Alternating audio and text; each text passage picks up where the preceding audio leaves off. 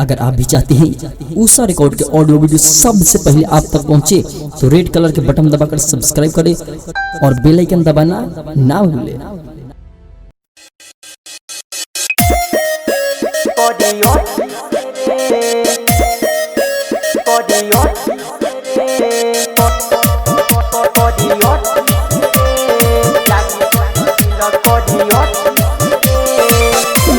ऊषा music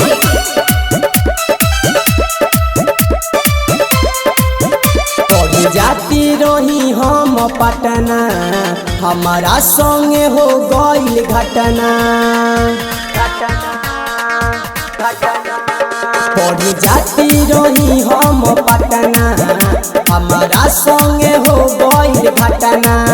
रोज ताकी झाकी करी ओकर पीछे हम पड़ी, रोज ताकी झाकी करी ओकरा पीछे हम पड़ी। ओकरा यती से रे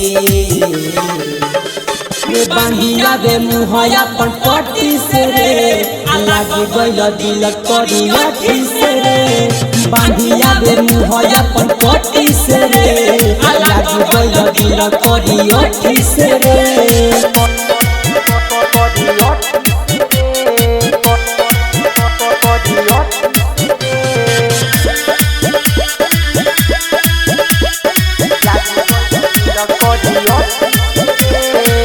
कोची में रोज रोज करे पढ़ाई, गलती से नए ना लड़ गईल भाई।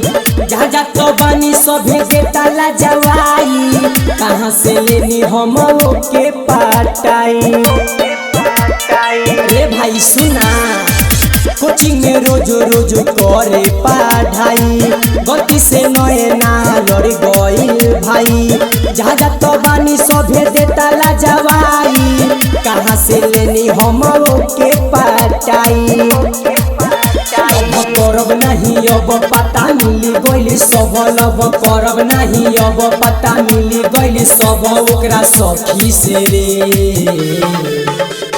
बांधिया दे मुहैया अपन पट्टी से रे, लागी गइल दिल करी लाठी से रे। बांधिया दे मुहैया अपन पट्टी से रे, लागी गइल दिल करी लाठी से रे।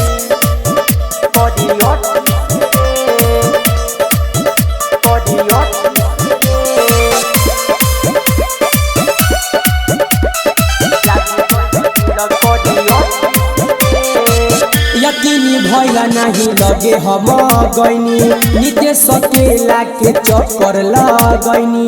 देखते ही हो गईनी हम बेहोश रे, का कहीं रहे हमरा किस्मत के दोसरे।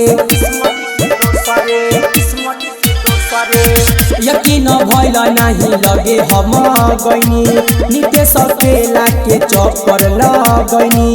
देखते ही हो गईनी हम बेहोश रे, का कहीं रहे हमरा किस्मत के दोसरे।